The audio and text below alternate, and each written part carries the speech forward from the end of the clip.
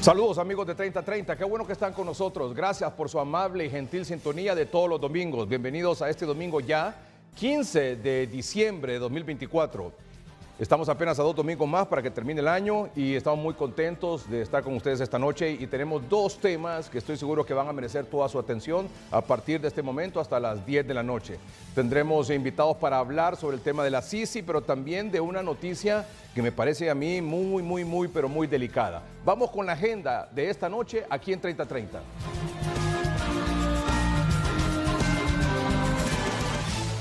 Mucha atención, entre más de 208 países, preste usted atención a esa información, entre más de 208 países son los hondureños los que encabezan la lista de indocumentados con orden final de deportación de Estados Unidos.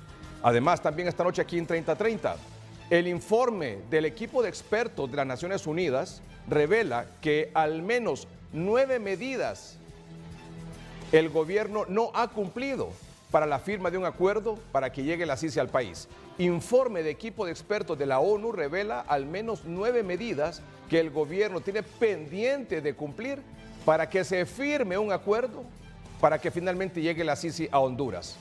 Para comenzar el desarrollo de nuestra agenda esta noche, les presento aquí el documento que ha circulado en las últimas horas. Es un documento absolutamente oficial de la Oficina del Servicio de Inmigración y Control de Aduanas de Estados Unidos. Este es un documento oficial del Servicio de Inmigración y Control de Aduanas de Estados Unidos. Mucha atención a lo que dice este informe.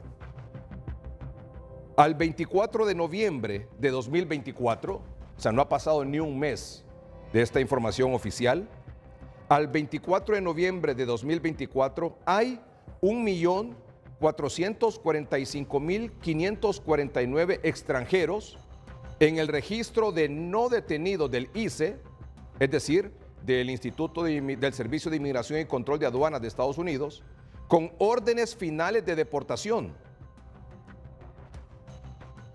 O sea, son personas que no están detenidas, pero que están ya con orden final de deportación al 24 de noviembre.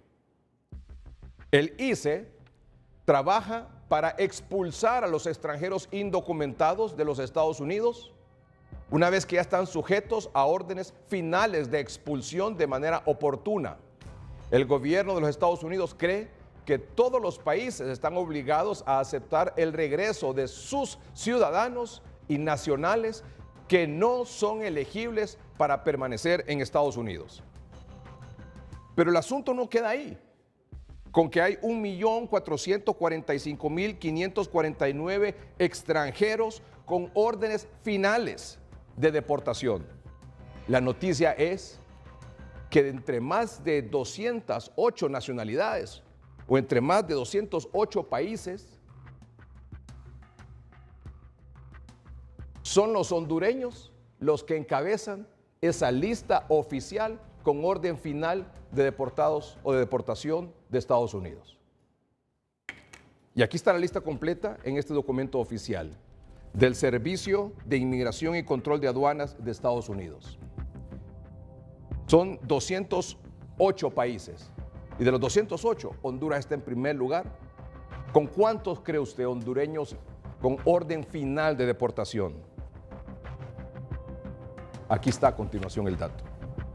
261.000 hondureños, 261.651 para ser exactos. Vamos a verlo en pantalla. Los 5 países cuyos ciudadanos no documentados o indocumentados en Estados Unidos tienen órdenes finales de deportación. Honduras ocupa el primer lugar con 261.651. El segundo lugar, los guatemaltecos, son 253.413. Luego los mexicanos, 252.044. Los salvadoreños con 203.822. Y los nicaragüenses, 45.995. Y luego, ciudadanos de 203 países más, porque son un total de 208 países. Así que en las próximas horas, es decir, en los próximos semanas, ya cuando el presidente Trump tome posesión, el presidente electo, se iniciará un proceso de deportación masiva. Y en estos 261,000 y pico de hondureños, hay de todo, hay de todo. Gente que se fue buscando mejores condiciones, o gente que se fue huyendo, o gente que llegó allá y se dedicó a delinquir, o sea, hay de todo. ¿En cuánto tiempo serán deportados? No lo sabemos. ¿Cuántos llegarán en la primera oleada? Tampoco lo sabemos.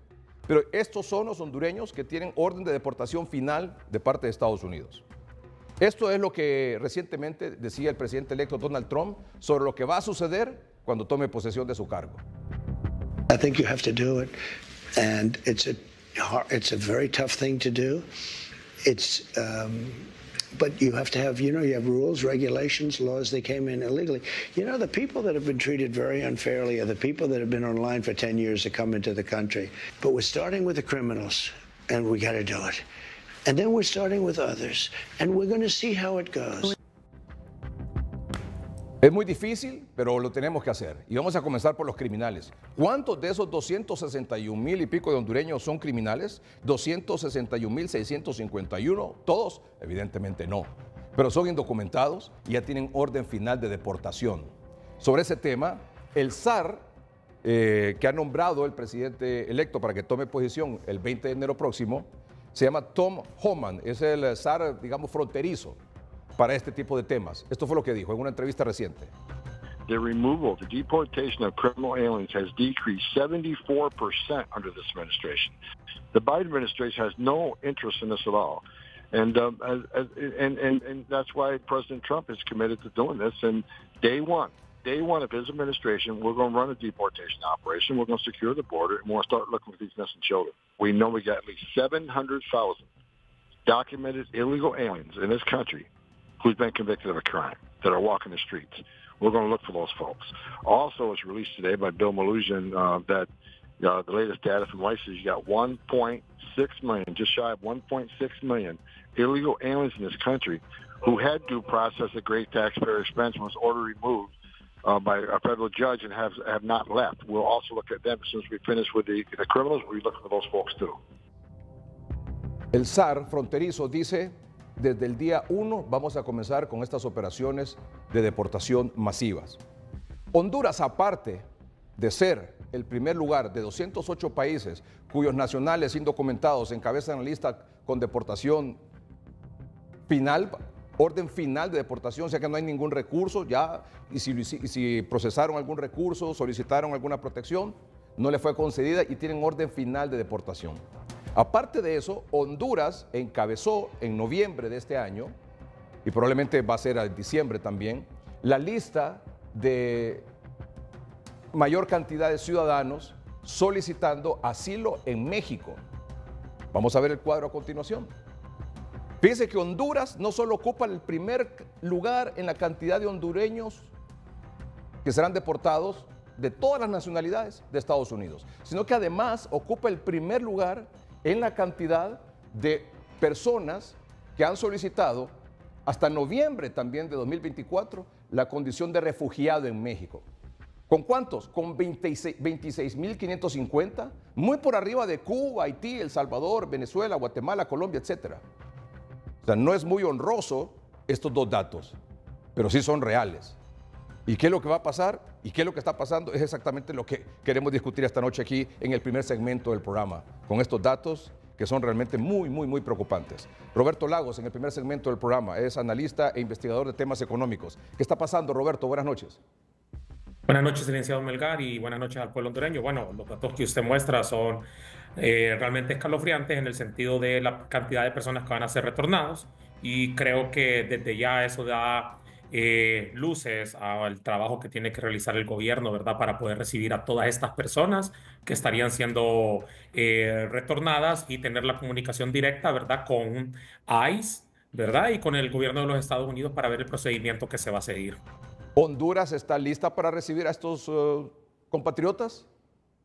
El país no genera empleo. Yo siempre creo que cuando nos vamos a enfocar este tipo de temas es cómo podemos reincorporar todos estos ciudadanos de nuevo al país. Y cuando hablamos de reincorporación de estas familias o ciudadanos, tenemos que hablar de condiciones económicas. El país no cuenta con las condiciones económicas y con la suficiente generación de empleos para poder recibirlo. Sin embargo, es una labor que el gobierno tiene que realizar en el sentido de que tiene que realizar toda esta estrategia conjunta para poder recibir todos estos ciudadanos hondureños, ¿verdad? Que se encuentran en los Estados Unidos y más aún en un tema en el cual vamos a tener un cambio de administración en los Estados Unidos con un presidente que tiene una línea más dura con respecto al tema migratorio. Evidentemente, estos 261.651 compatriotas no se fueron el año pasado, se han ido en los últimos, ¿qué será? 5, 8, 10 años, no sé. Pero el punto es, ¿por qué se van? ¿Por qué se siguen yendo además?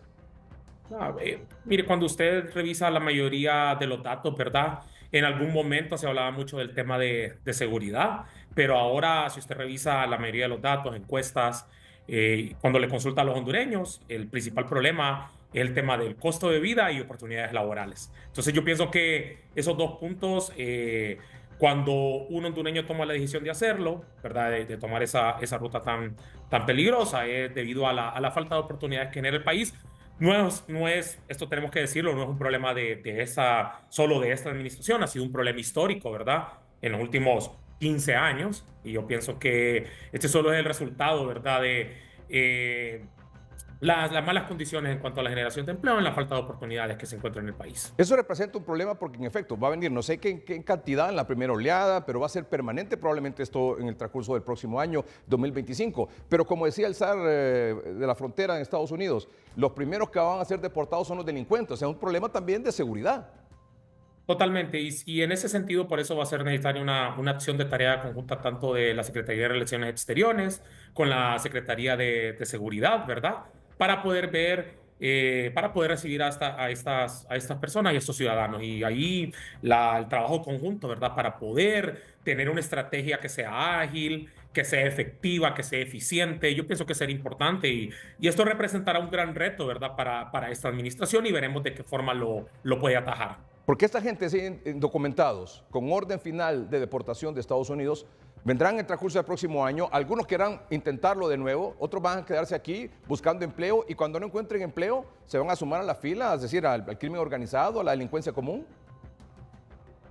Es difícil saberlo, lo que sí sabemos es que la mayoría de las personas cuando realizan este tipo de intentos de cruzar la frontera no solo lo realizan una vez, sino que lo realizan más de una ocasión y esperemos, ¿verdad?, que se puedan generar esas condiciones de empleo. El problema que a mí me genera o el ruido que a mí me genera es, por ejemplo, la mala condición de la actividad económica, a pesar de que las autoridades del gabinete económico constantemente celebran logros que no son tangibles para la ciudadanía. Por ejemplo, recientemente estuvimos conversando con usted hace un mes y medio atrás, 2, sobre el tema del Fondo Monetario Internacional. Usted nos decía que el gobierno va a lograr pasar esta revisión, esta evaluación del equipo del Fondo Monetario Internacional y que luego Honduras iba a poder acceder a unos recursos de organismos internacionales de crédito. Bien, ¿ocurrió? Sí, ocurrió. ¿Va a mejorar eso las condiciones del país? Mire, podemos revisar algunas cifras si usted quiere. Por ejemplo, hay dos temas relevantes y yo creo que se los comenté y primera vez que voy a decir esto, o sea, se les dijo que las autoridades se comprometieron a hacer un deslizamiento más acelerado del tipo de cambio y adicionalmente a un incremento de la tasa de política monetaria y esto ha tenido sus efectos sobre cifras relevantes del país. Si usted observa el tipo de cambio, hay un deslizamiento fuerte de la moneda que se ha registrado entre el mes de septiembre al día de mañana, diciembre, de aproximadamente 56 centavos, ¿verdad? O sea, es uno de los incrementos más fuertes en el deslizamiento, 56 centavos en los últimos, no han pasado 4 meses, ¿verdad? Y si usted mira, mañana el tipo de cambio va a andar en aproximadamente 25.43, o sea, un hondureño cuando va al banco va a tener que comprar el dólar por 25 lempiras y 43 centavos. Y también el otro tema, y creo que ahí lo muestra, son el incremento. Y ese es el mayor problema que tiene en este momento la economía, es el tema del incremento de las tasas de interés. Todos los hondureños están teniendo problemas con las tasas de interés. ¿Por qué? Porque lo hemos visto en el sector de agricultura. Por ejemplo, entre enero de 2023 y octubre de 2024, ahí observamos que la tasa en agricultura pasó de 10.72 a 15.70. Y en todos los sectores se están registrando estos incrementos fuertes en la tasa de interés. Esto le demuestra que hay un problema de liquidez en el sistema financiero en este momento. Es decir, mire comercio, por ejemplo, 11.92 pasó a 16.25. Financiamiento de exportación de 9.09 pasó a 16.12. En industria pasó de 9.39 a 13.67 y en servicios pasó de 10.65 a 15.92. Observación, estos solo son las tasas de interés sobre operaciones nuevas, es decir, un hondureño que quiera colocar un negocio, que quiera realizar inversiones en estos sectores, ahora encuentra una tasa de interés más alta, pero este no es el problema. El problema es que también las tasas de interés sobre operaciones existentes, es decir, si un hondureño tenía un préstamo, por ejemplo, en el sector vivienda, probablemente en el último mes recibió un comunicado del banco que ahora tiene que pagar 1.5, 1% adicional, ¿verdad?, sobre ese interés. Entonces, eso está complicando al pueblo hondureño y pienso que es un tema que no estamos tocando, que tenemos que ver y que el gabinete económico tiene que dar respuesta, ¿verdad? Y en este sentido, tanto el Banco Central y la Comisión, que básicamente resalta por su silencio, tiene que ver de qué forma le da solución a esta problemática que enfrenta el pueblo hondureño y esperemos que las soluciones sean por el lado técnico, por la perspectiva técnica. El problema que yo tengo es que las medidas siempre las aplican de forma tardía y mire el impacto que está teniendo la ciudadanía. ¿Se acuerda que yo le dije, ¿son necesarias las medidas? Sí, son necesarias. ¿Se están aplicando de forma tardía? Se están aplicando de forma tardía y hoy estamos viendo los impactos, ¿verdad?, de tomar medidas de forma tardía. Lo está viendo el pueblo hondureño, ¿verdad? Y yo le puse una gráfica más sobre el crédito. ¿Perdón? Le puse una gráfica. Mire sí, perdón, sí. Mostrémosla, por favor, a pantalla completa, sí. Mire el crédito de las empresas, mire a partir del 2021, mire que el crédito está totalmente en las empresas desacelerado. Menor crédito, menor inversión, menor crédito, menor generación de empleo. Entonces, yo entiendo que celebren el acuerdo con el fondo, muy bien, obtuvieron los recursos, colocaron el bono a tasa de interés de tarjeta de crédito, así como en los gobiernos anteriores. Llenaron nuevamente las reservas de forma internacional. Tenemos reservas internacionales, pero todas esas reservas vienen de endeudamiento. Esos 900 millones que hemos recibido aproximadamente. Entonces, realmente nos da para repensar cómo las autoridades del gabinete económico tienen que manejar la política macroeconómica. Y hasta este punto, para mí, están reprobados en el manejo de la política macroeconómica viendo estos resultados. Dice reprobados. De 1 a 10, ¿cuánto le daría al gabinete económico? Mire, depende de la institución. Por ejemplo, Comisión Nacional de Bancos y Seguros le daría nota negativa. O sea, Banco Central le daría una nota de 2 o 3 de 10. Y no me refiero a la institución per se, me refiero al funcionario que toma el liderazgo de las decisiones del sector.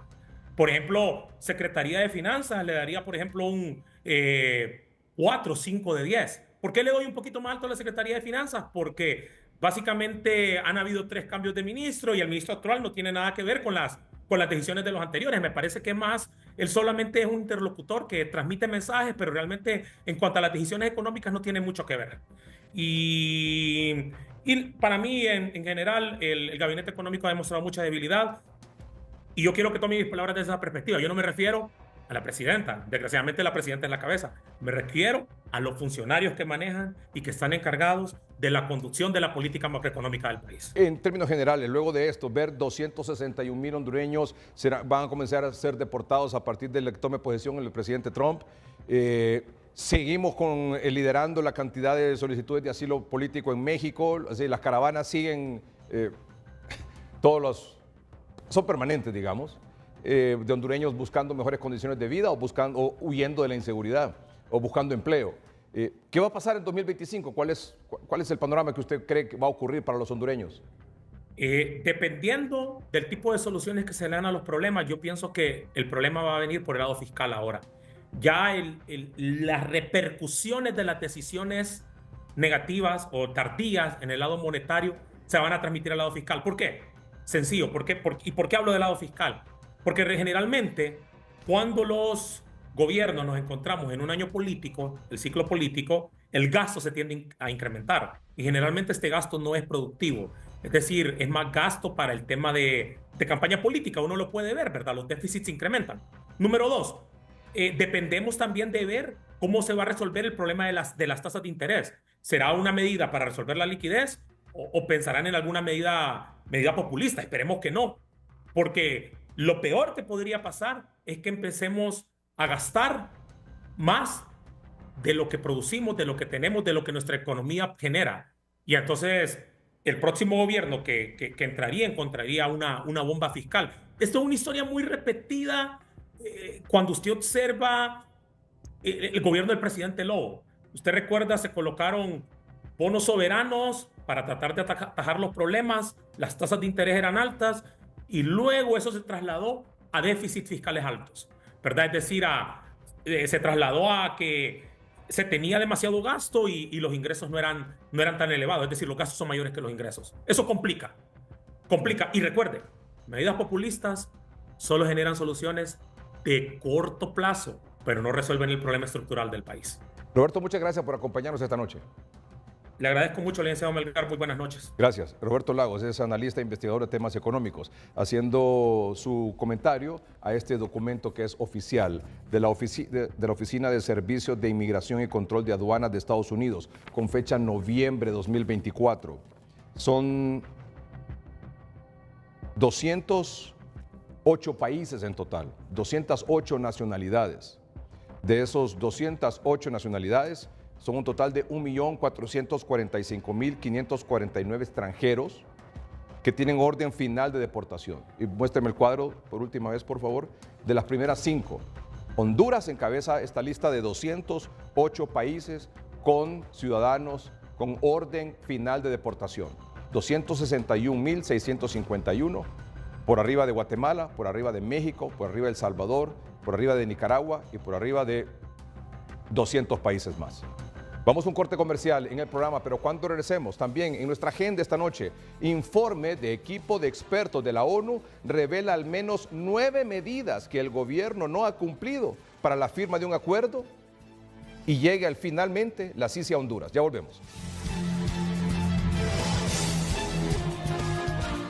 Aquí está el informe del equipo de expertos de la ONU, de Naciones Unidas, donde luego de una explicación amplia y detallada, revela al menos 9 medidas que el gobierno no ha cumplido o está pendiente de cumplir para que finalmente se logre la firma de un acuerdo entre el gobierno de Honduras y Naciones Unidas para la instalación de una Comisión Internacional contra la Corrupción y la Impunidad en Honduras, CICI.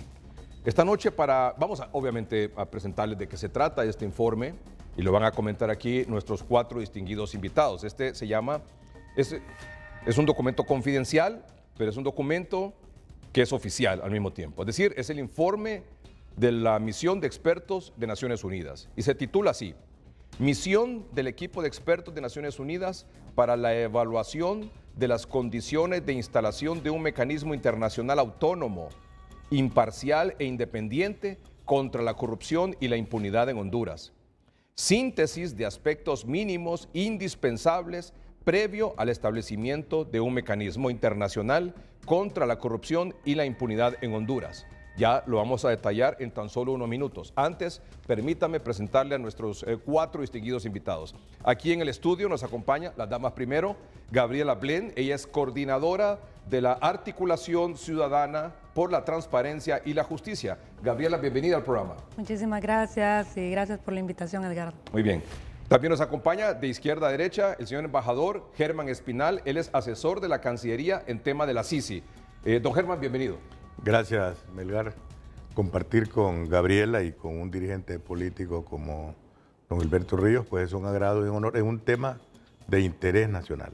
Muy bien, gracias, embajador. También nos acompaña don Gilberto Ríos, director del FOSOBI y un reconocido importante dirigente del Partido Libertad y Refundación. Gilberto, bienvenido a 3030. Gracias, Ricardo, por la invitación y también un honor estar con Gaby y por supuesto con el amigo Germán Espinal en esta noche. Muy bien, y lastimosamente no nos pudo acompañar aquí en esta silla que estaba reservada para el abogado César Espinal. El abogado César Espinal participa por Zoom por situaciones de última hora, le agradecemos mucho también. Es el director del Observatorio de Política Criminal Anticorrupción del Consejo Nacional Anticorrupción. Abogado Espinal, buenas noches, bienvenido.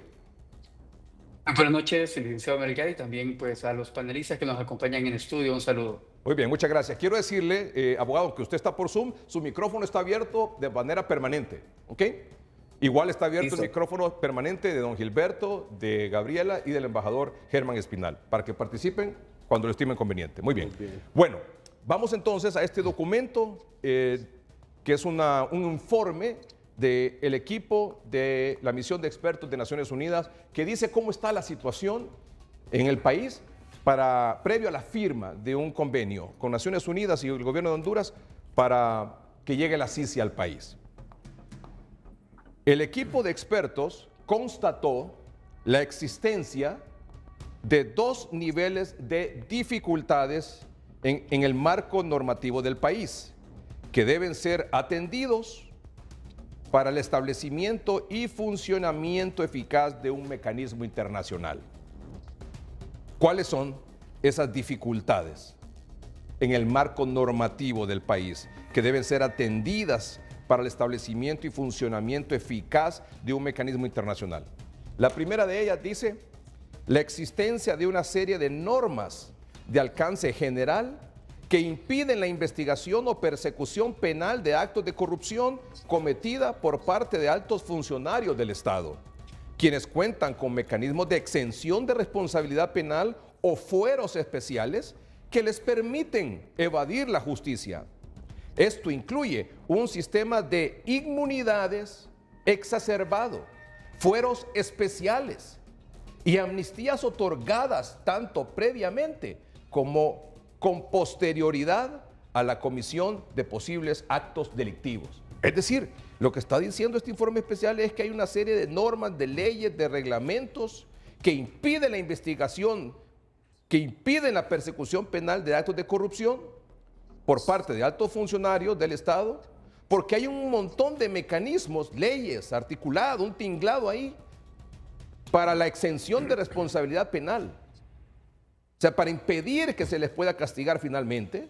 Y hay también fueros especiales que les permiten evadir la justicia, incluyendo inmunidades, fueros especiales, amnistías que fueron otorgadas tanto previamente o con posterioridad a la comisión de posibles actos delictivos. Y la otra gran dificultad es la reforma legal que permita la incorporación del mecanismo internacional al ordenamiento jurídico nacional. Ese es el contexto. Ahora vamos a resumir cuáles son esas medidas que las Naciones Unidas está pidiendo que se implementen en Honduras para que venga la Sisi. Son un total de 9 medidas. Y se titula así: medidas indispensables previas a la firma de un acuerdo que establece el mecanismo internacional. De esas 9 medidas, 3 se han aprobado. De esas 9 medidas, reza este documento, 3 se han aprobado, 6 no se han aprobado. Y todas tienen que ver, las 9, en el Congreso Nacional. Las 9 tienen que ver en el Congreso Nacional. Por tanto, partidos de oposición y Partido Libre tienen responsabilidad en esto. ¿Cuáles son las medidas que se han aprobado?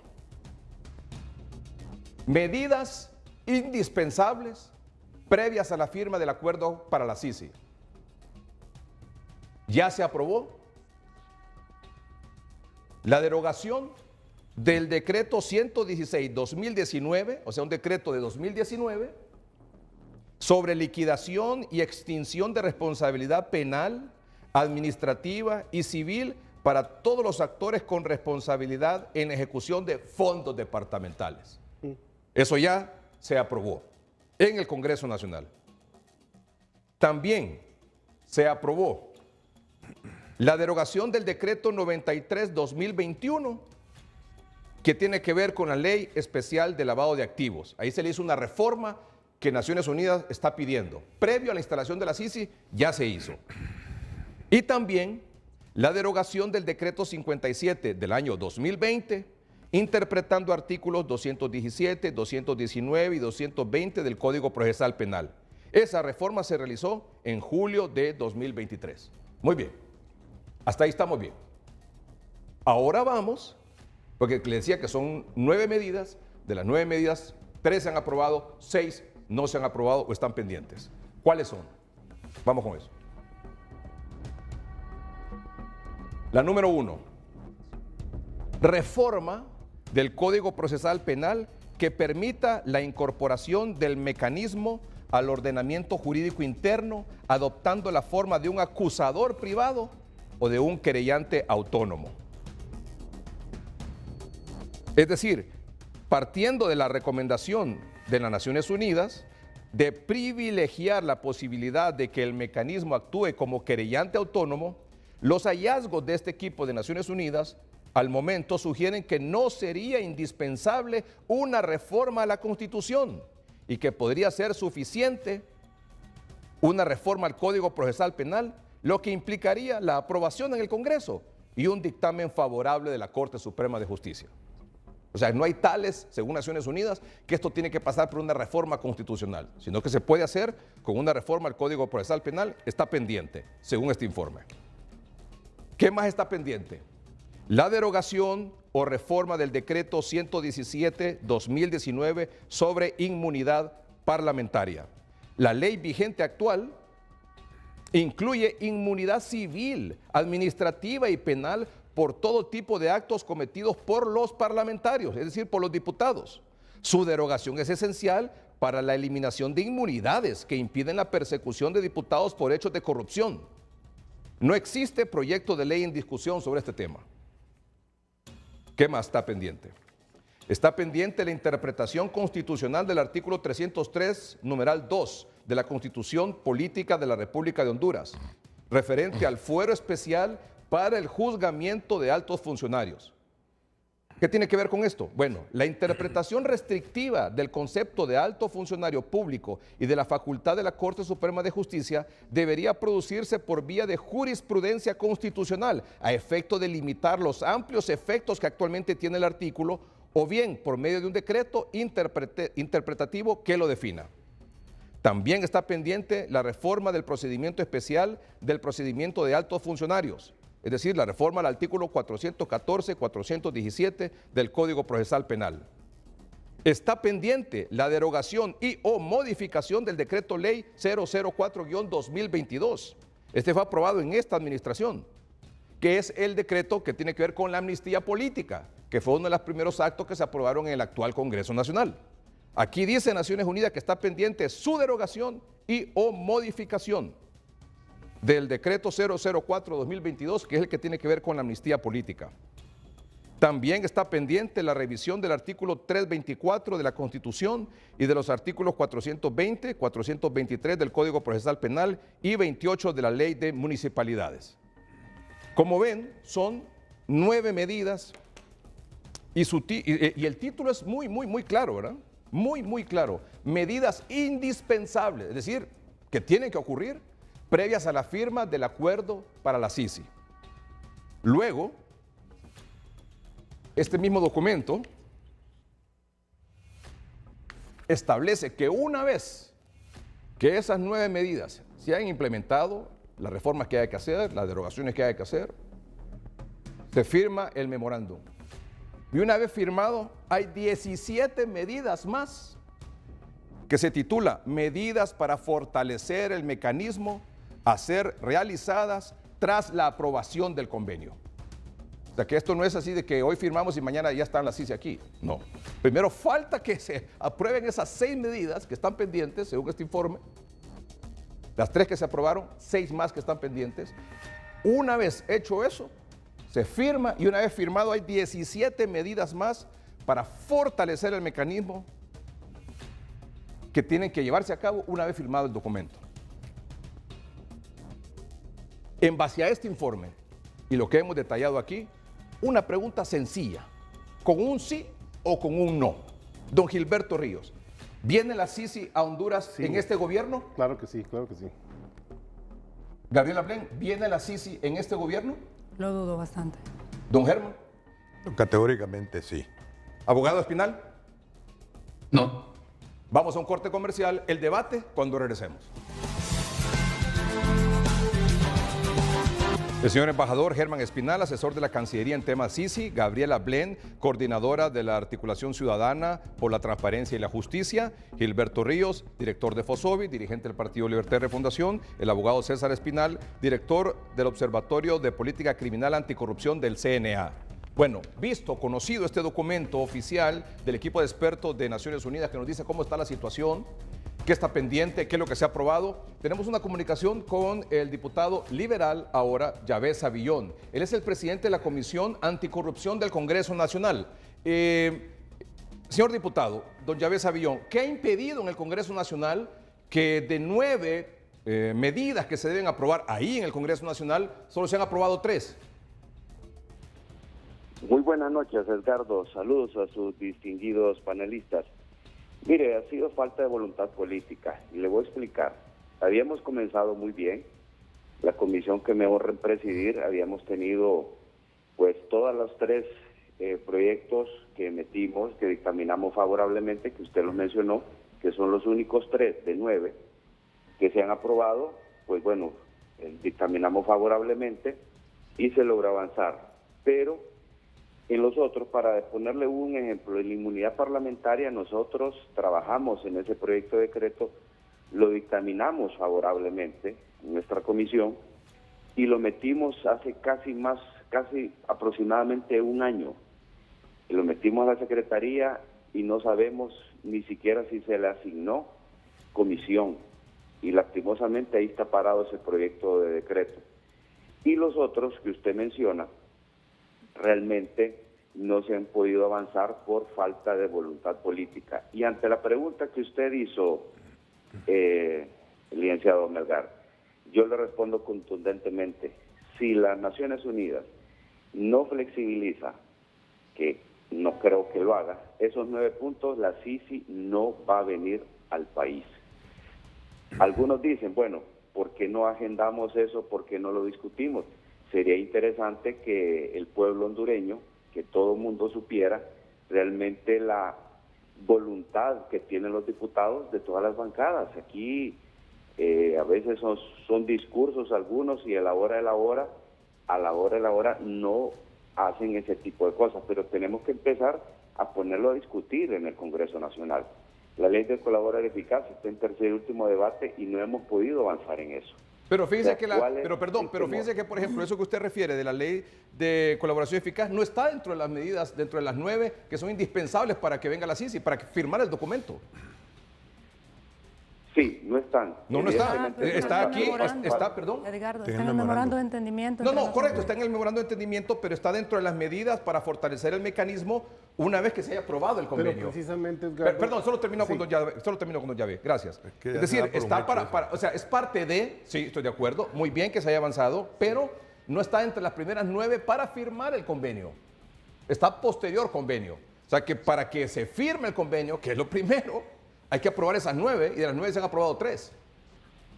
Así es. Bueno. Y mire, y efectivamente, uno de los proyectos de decreto, se metió 2 proyectos de decreto. Uno de Xiomara Hortensia Lapicho, en la cual se ocupaba una reforma constitucional, ese era uno, posteriormente cambió y ya no se ocupaba reforma constitucional, pero le daba la discrecionalidad, en uno de los párrafos le daba la discrecionalidad al fiscal general para que él incidiera o escogiera quiénes son los que iban a ser integrantes de la misión o él iba a dar el visto bueno.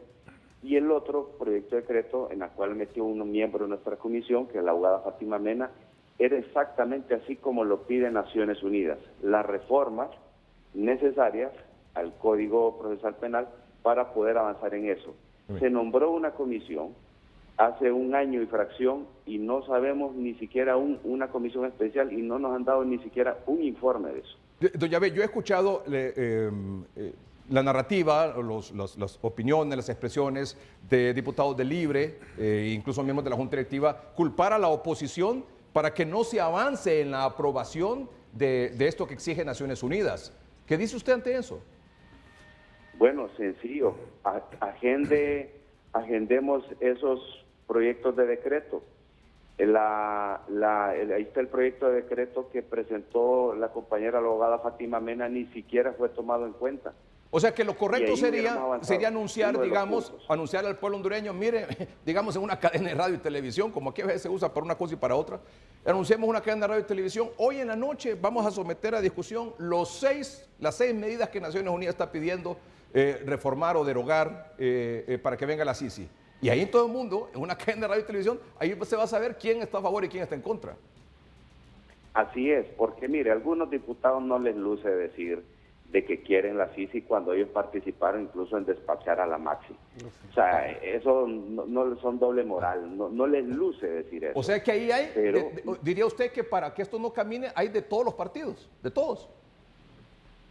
No hay que descartar, y por eso necesitamos discutir esos temas para que el pueblo hondureño sepa con nombre y apellido quiénes son los que estamos a favor de la CICI y quiénes realmente solo son discursos. Entonces sería muy interesante que la otra semana agendáramos todos esos temas en el Congreso Nacional y pudiéramos conocer, porque el pueblo hondureño ahorita necesita saber quiénes realmente quieren ese mecanismo y quiénes solo son discursos. De las 9 medidas para firmar el convenio, 8 son reformas, aprobaciones, decretos que se aprobaron en el gobierno anterior, así es, hace ya varios años.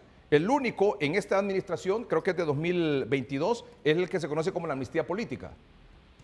Claro, y la misión de observadores de Naciones Unidas fueron muy enfáticos en revisar y hacer las reformas, no derogarlo, porque algunos quieren confundir y dice que es hacer las reformas porque dentro del catálogo de delitos metieron delitos que nada tienen que ver con persecución política, como corrupción, transporte de armas y explosivos, etcétera, etcétera. Entonces hay delitos que Naciones Unidas nos decía que no tienen nada que ver con la amnistía política, ese tipo de delitos. Sí, muy bien. Bueno, entonces usted concluye que por falta de voluntad política, porque no se agendan estas reformas, en el Congreso Nacional no se ha logrado avanzar. Es así, es así. Y ya para ponerle un ejemplo, podemos avanzar con la inmunidad parlamentaria que fue aprobado en el Congreso Nacional pasado. Se nombró una comisión especial para revisar el Código Penal de la Impunidad, donde se bajaron los delitos por corrupción y criminalidad organizada, apenas irrisorias. Se nombró una comisión especial hace más de un año y ni siquiera un informe ha brindado. Precisamente para derogar eso, precisamente para derogar eso. Exacto, bueno, así es. Gracias. Doña Besa Villón, gracias por su aporte esta noche, muy valioso, muy importante. Muy buenas noches. Gracias. Doña Besa Villón, diputado liberal, presidente de la Comisión Anticorrupción del Congreso Nacional. Gabriela, la dama primero, por favor. Bueno, con respecto al tema de la amnistía política, yo creo que es importante destacar que si bien la amnistía ya fue aplicada a algunas personas que en efecto fueron perseguidas políticas, no era necesario someterlo a la Corte Suprema de Justicia para que la declarara constitucional. Al contrario, había que hacerle esa reforma para que ese catálogo de delitos que menciona el diputado Savillón fuesen apartados. La amnistía ya fue aprobada, ya fue aplicada, ya no se necesita. Ya pasó, ¿verdad?, los delitos de persecución política que en aquel entonces se catalogaron como tales. Ahora está el señor Padilla Sunseri, por ejemplo, amparándose en esa ley. ¿Quién quita que en el futuro otras personas de otros partidos también lo hagan por haber cometido actos de corrupción? Entonces, eso sí es un obstáculo bastante grande. Porque atribuyen que, si bien es cierto, no es una cuestión que tiene que ver con política directamente, sino que tal vez con un hecho de corrupción, dicen que fue la acusación por ese supuesto delito de corrupción, la acusación tiene un trasfondo político. Entonces, en base a ahí, se ven beneficiados por la amnistía. Sí, además. Aunque, como usted bien lo manifiesta, y todos sabemos aquí, en efecto hubo persecución durante el tema del golpe de Estado. Hubo personas que se acogieron a la amnistía. Correctamente. Y correctamente lo hicieron y pues, afortunadamente existió esa oportunidad. Pero al final, Gabriela, usted que conoce al dedillo este asunto, porque usted, creo que don Germán también, Gilberto, estuvieron detrás, liderando usted sobre todo este movimiento de los indignados allá hace ¿cuántos años, Gabriela? 2015. 2015. Ya casi Estuvo ahí 10 años. con las antorchas, que propició que obligó al gobierno a instalar la MASI. Y que después ya sabemos todo lo que pasó. Pero ahora estamos empantanados con esto. Y ese tema de la amnistía de 2022 es apenas una de seis medidas que están pendientes de aprobarse. Por eso es que usted dice, si en 3 años no hemos avanzado en las 9, solo en 3, ¿podemos avanzar en estas 6 en este próximo año? El tema de persecución política, Edgardo, es bien delicado porque usted puede ver personas que fueron investigadas por la MAXI ahora diciendo que están siendo perseguidos políticos por el fiscal general actual.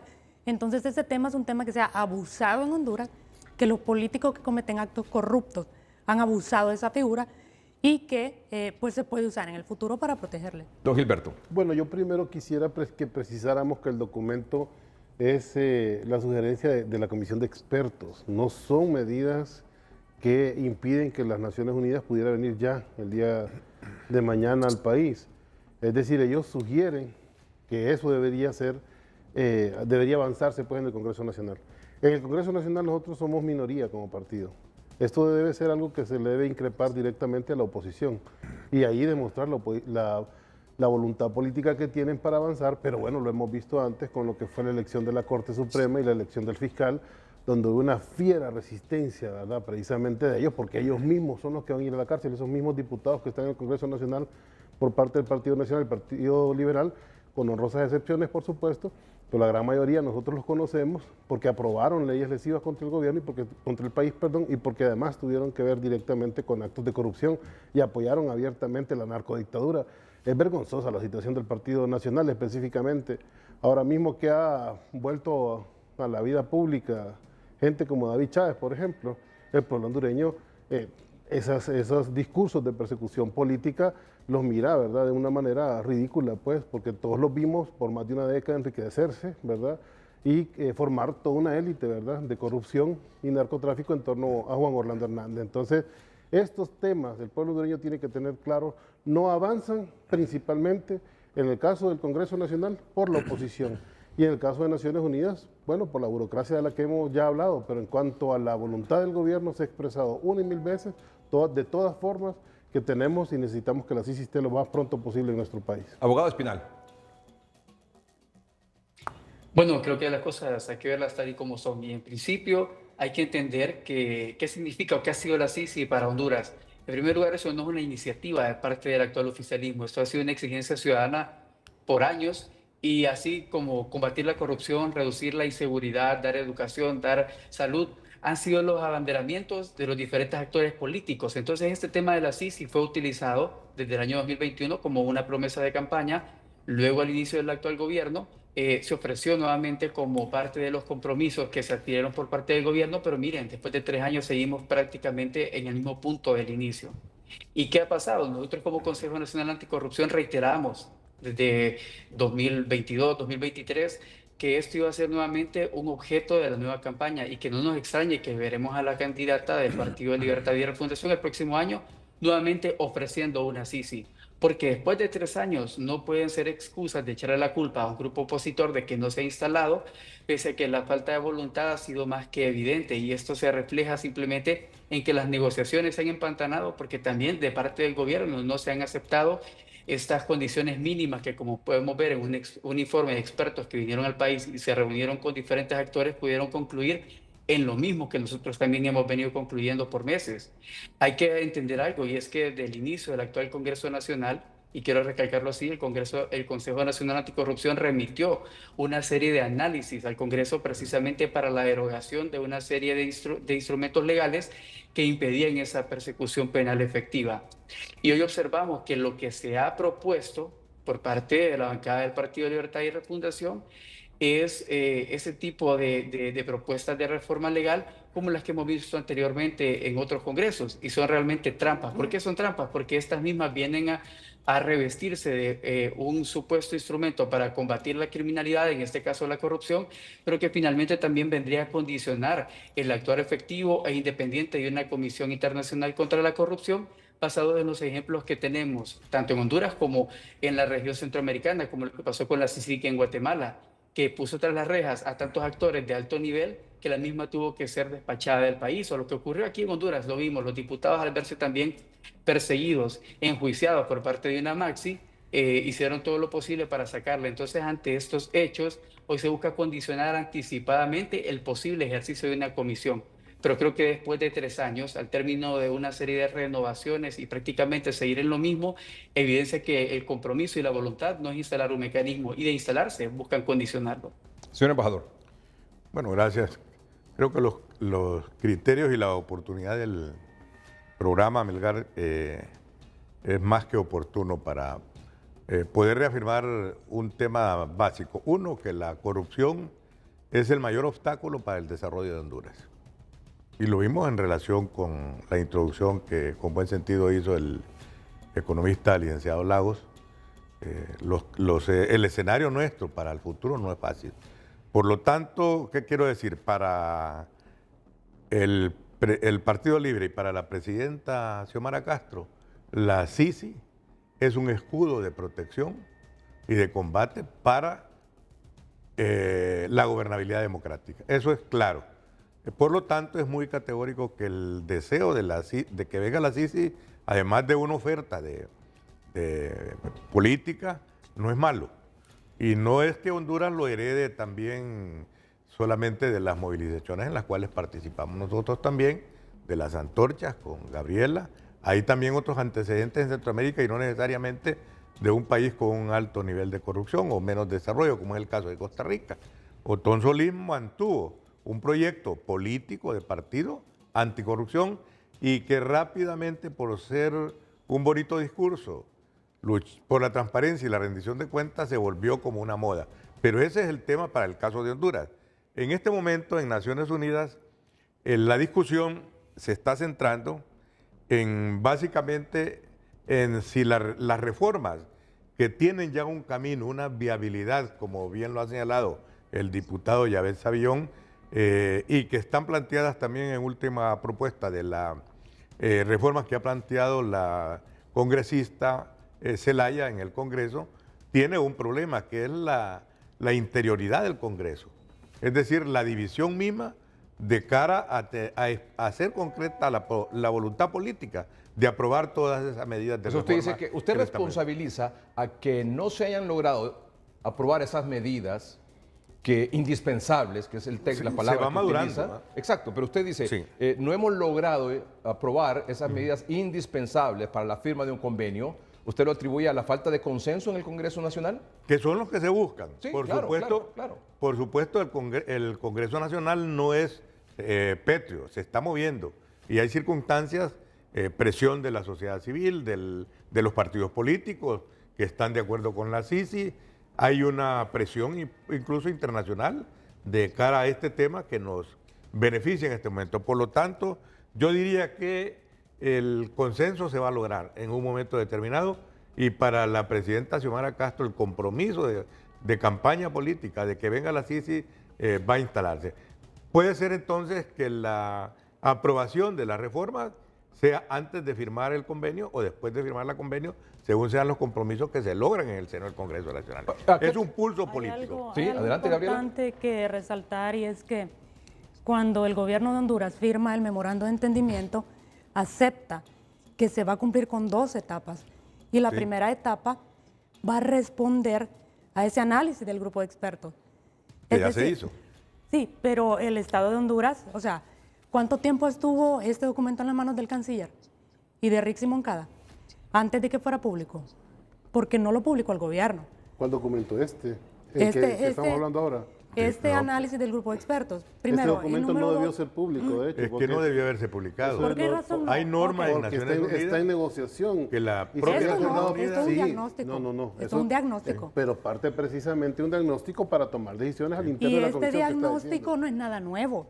El 7 de marzo. Más allá de eso, el tema es que el documento no debió haber circulado. Y aquí nosotros como gobierno también tenemos que increpar públicamente a Naciones Unidas porque este documento se ha filtrado por el lado de Naciones Unidas. Perdón, don Gilberto, pero también tenemos pendiente que el canciller anunció que iban a hacer público ese documento. Eso iba Pero otra cosa no se ha hecho público. Cuando Naciones Unidas escribió la necesidad de mantener la discrecionalidad en este proceso y no desclasificar pero el canciller se comprometió a publicar y todavía no se ha publicado porque está en debate. El canciller pidió la desclasificación. Y por eso es que hay que llamar a la seriedad precisamente a Naciones Unidas, porque ellos mismos también han puesto estas condiciones y por algún motivo se han dejado filtrar este documento. Usted dice, don Gilberto, que este documento viene de Naciones Unidas y no del gobierno. No, yo no le puedo decir eso, pero dígame usted. Del gobierno definitivamente no viene. Pero es bueno ¿No será que el gobierno en agosto, como dice el abogado Silva, ¿verdad? Dijo en agosto, Espinal. En agosto se habló de clasificar esta información y revelar. Se habló de eso no se ha hecho público. Pero lo pidió el canciller, abogado Espinal, pidió el gobierno. Fue el canciller que pidió la desclasificación. Y Naciones Unidas dijo que no. Que no podía. No lo hizo. Pero no. El canciller lo pidió. Hay un procedimiento que no permite desclasificar en este proceso. Pero es el gobierno mismo el que lo pide. No. Si nosotros Pero hemos Naciones pedido Unidas ya es hace más quien de un lo va a año revelar, pedimos, pero el gobierno abogado, puede hacerlo. hace un año pedimos que todas las negociaciones fueran públicas. Todas las negociaciones, y Naciones Unidas dijo que no. Y ahora de manera oportuna aparece el documento. Escribió la necesidad de mantener De hecho, reserva. justo después de un momento que para el gobierno fue oportuno, se retractaron porque justo eso nace, en primer lugar... No, el gobierno no se ha retractado ni el canciller. Nosotros no nos retractamos de esa moción. El canciller no se ha retractado. Un momentito. Escuchemos al abogado Espinal. Sí. Bueno, esa contradicción que existió es precisamente posterior al momento en que la Corte declara como constitucional la amnistía política. ¿Por qué? Porque lo estamos viendo reflejado en el documento que la ONU está estableciendo de la necesidad de hacer una reforma o derogación. One moment, please. Momentito, abogado Espinal. Lo que usted está diciendo, que este documento establece ahí el tema de la amnistía política, derogar o reformar, que se aprobó en el Congreso de 2022, o sea, en este Congreso. Y usted está uniendo al hecho de que en agosto el canciller se compromete a hacer público cómo está la situación con el tema de Naciones Unidas, pero que después viene la Corte Suprema de Justicia y dice que esa amnistía es constitucional y aquí están pidiendo que se derogue o se reforme. O sea, en su opinión, para hablarlo así en tema popular, no quedarse con la piedra en los dientes. Precisamente, y le están poniendo un pie entonces al proceso de negociación, porque con esto prácticamente se vuelve a estancar. Porque entonces, ¿en qué quedan las necesidades o ese establecimiento de condiciones mínimas que estaba pidiendo las Naciones Unidas frente a la respuesta que está dando el Estado de Honduras desde la Corte Suprema de Justicia al constitucionalizar un aspecto que no creo que se requiere mucho para entender, que prácticamente atiende a clases privilegiadas por estar condicionando temas que precisamente, como se ha dicho, no son aspectos de persecución política, porque la consumación de delitos en contra de la administración pública no tiene nada que ver con persecución política, y máxime cuando se pudo corroborar el quebrantamiento del estado de inocencia de algunos de los que fueron amnistiados. Muy bien, gracias, abogado Espinal. Don Gilberto. Sí, a mí me parece que la voluntad del gobierno con respecto a la lucha contra la corrupción está expresada desgraciadamente en nuestro país en dos polos, ¿no?, que son necesariamente políticos, ¿no? Uno que representa la vieja administración, ¿verdad?, del Partido Nacional, el Partido Liberal, y que impide que la lucha contra la corrupción avance, como ya se demostró en la historia, y la otra que somos nosotros, que ha habido una campaña fuerte por querernos igualar al gobierno anterior. La propia presidenta de la República, Xiomara Castro, ha tenido que salir en los medios de comunicación a decir, no somos iguales, no hay actos de corrupción como los del saqueo del Estado de Honduras que dieron durante más de 12 años, no hay vínculos con el crimen organizado, no hay entre nosotros relación con el narcotráfico, no existe en nuestro partido eso es falso. Y todos esos argumentos que han venido creando, bueno, de hecho ahora escucho... ¿Por qué quitaron la extradición, Gilberto? Porque habían amenazado, y se dijo o sea, se dijo con todas las letras, porque habían amenazado con una declaración la embajadora al jefe del Estado Mayor Conjunto y al ministro de Defensa. Vos como hondureña, más allá del tema político e ideológico, te tiene que afectar que cualquier otra nación del mundo, y especialmente Estados Unidos, que ha sido tan injerencista. A mí no me afecta que extraditaron a Juan Orlando Hernández, por ejemplo, al contrario, lo celebramos. Y nosotros también participamos de la lucha, principalmente nosotros, además, de frente, todos los 12 años sos testigos, desde la resistencia para sacar a todos los golpistas del poder y para luchar abiertamente contra la corrupción. Y en su opinión, ¿a qué atribuye usted que no se haya logrado avanzar en estas 6 medidas pendientes en el Congreso Nacional? Bueno, específicamente, repito, eso es un documento interno de la Comisión de Expertos que sugiere cosas, no que emplaza. ¿A qué obedece? Al problema del Congreso Nacional, pues. ¿A la falta de consensos?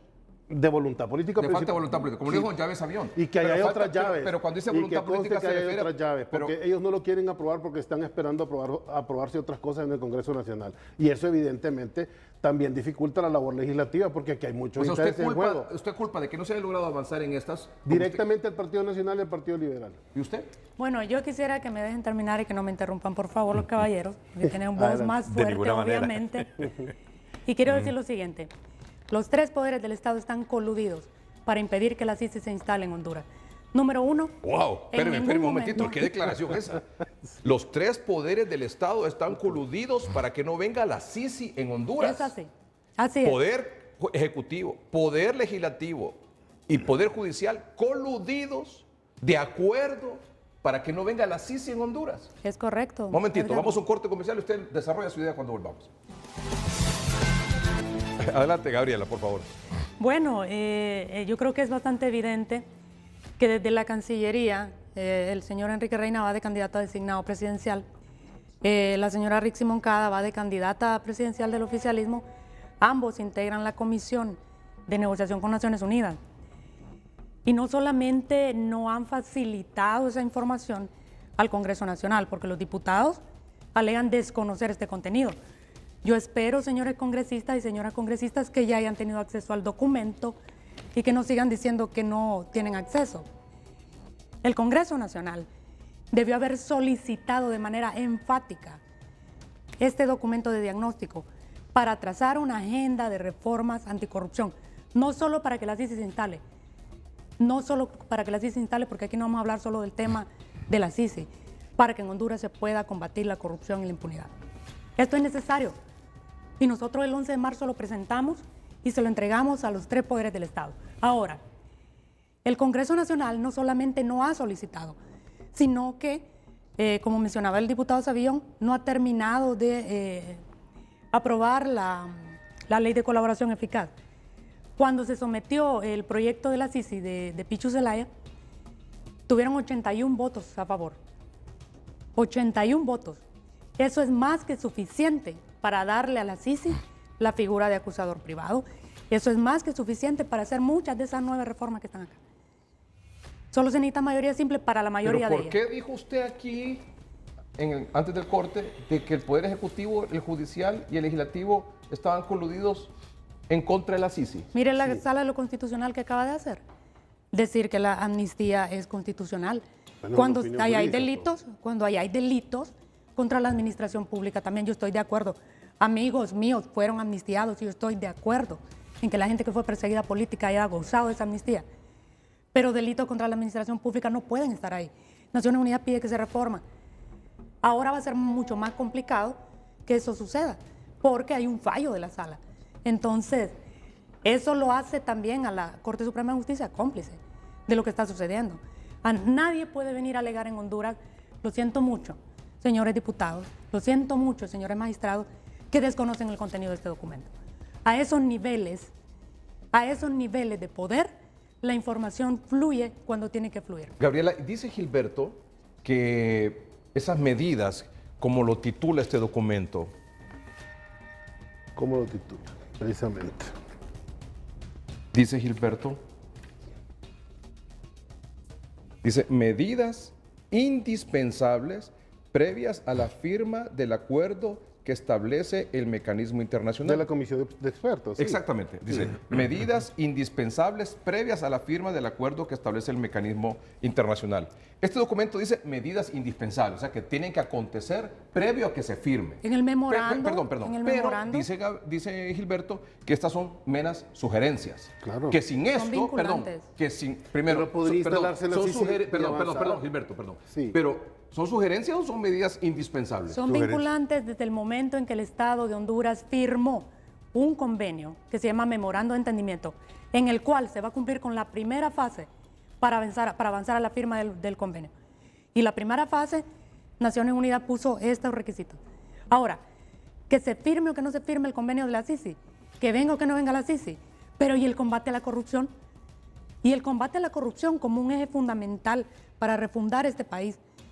¿Dónde queda cuando tenemos bajo secretividad un documento que debe ser de dominio público? Por La siguiente Sí, pero pregunta que en decía Naciones Gilberto, sin Unidas, estas sí. medidas, dice Gilberto que sí, que sin estas medidas, sin aprobar estas 6 medidas que son indispensables para esta comisión de expertos o equipo de trabajo de las Naciones Unidas, sin que se hagan esas 6 medidas pendientes, ¿se puede firmar el convenio o no? Sí se puede. Según el memorando actual, no, a menos que renegocien el memorando de entendimiento, porque ella establece que en una primera etapa el equipo de expertos va a hacer un diagnóstico que el gobierno de Honduras tiene que cumplir. Momentito, abogado, Para ¿qué opina avanzar usted a la sobre eso, abogado firma. Espinal? En Quiero- relación- Voy con Germán.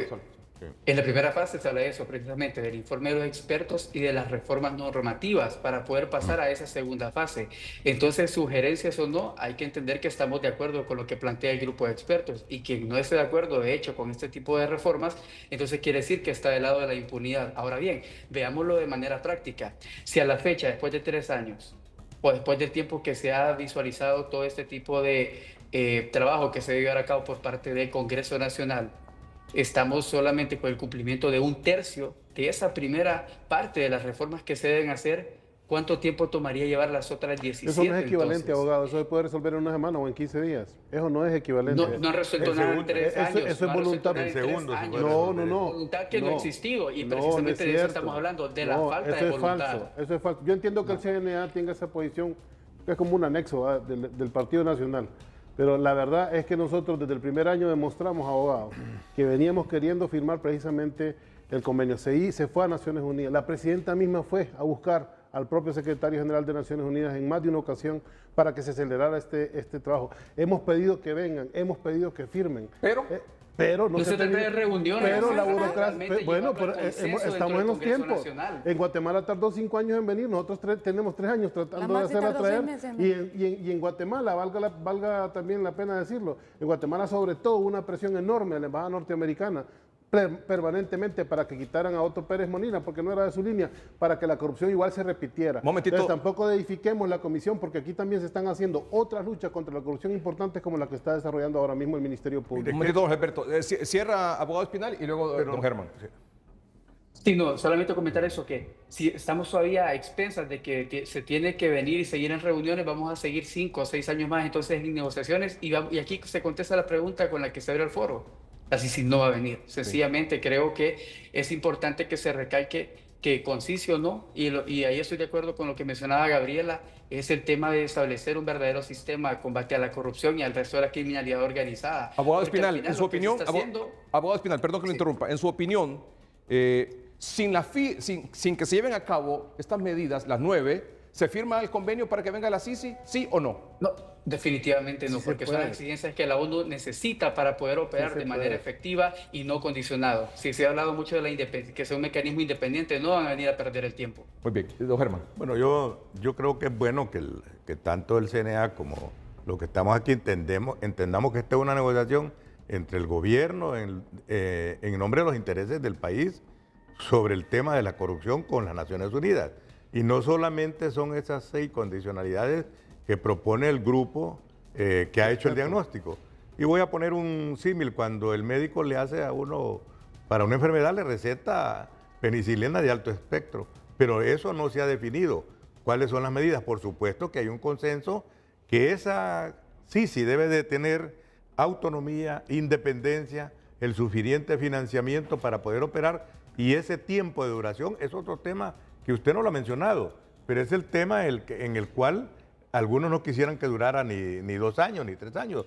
Por lo tanto, es una negociación entre 2 entes de alto nivel y sobre un mecanismo, que es un mecanismo que tiene una implicación de una experiencia en el mundo casi inédita, y donde se ha impulsado, ha tenido una rápida vida, porque el poder de la corrupción se ha impuesto para cerrarla, que es el caso de Guatemala y el mismo caso de Honduras, donde los mismos parlamentarios que están oponiéndose, si no públicamente ni en el discurso, están obstaculizando la aprobación de la CICI.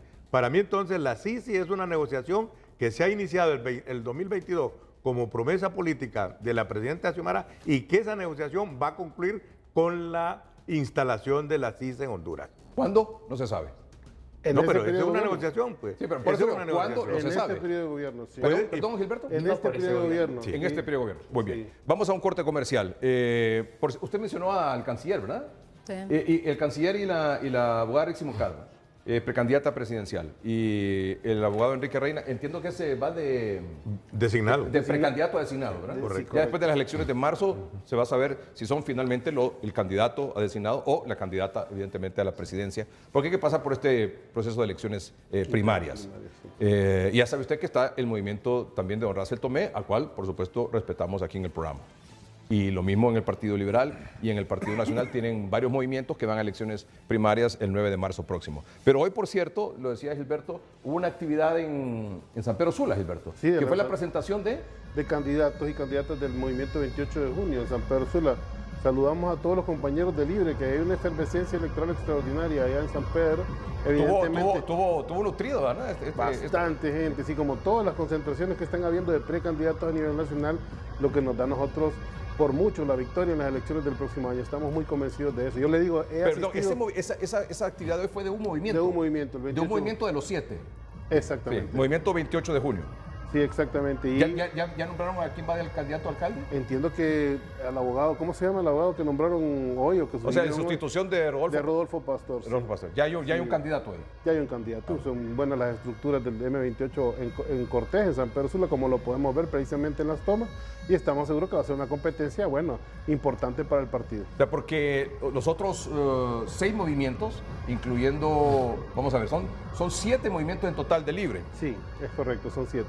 Son 7 de Libre. Y 7 son de Libre y 6 llevan a la abogada como precandidata. Sí. Pero de esos 6 movimientos, tienen todos candidatos a diputados. A alcaldes, sí. Y a alcaldes también. Y a diputados. Correcto, sí. Es correcto, sí.